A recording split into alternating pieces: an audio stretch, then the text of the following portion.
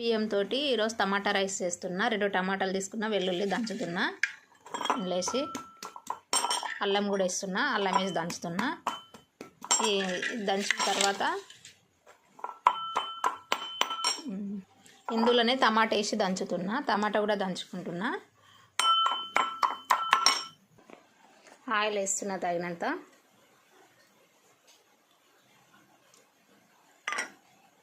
జీలకర్ర వేస్తున్నా, కొన్ని పల్లీలు వేస్తున్నా, కొంచెం సాల్ట్ వేస్తున్నా, కొంచెం పసుపు వేస్తున్నా.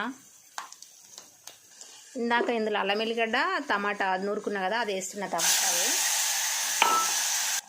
కొంచెం ఒక స్పూను కారం పొడి వేస్తున్నా. కారం పొడి. ఇప్పుడు వాటర్ పోయాలి.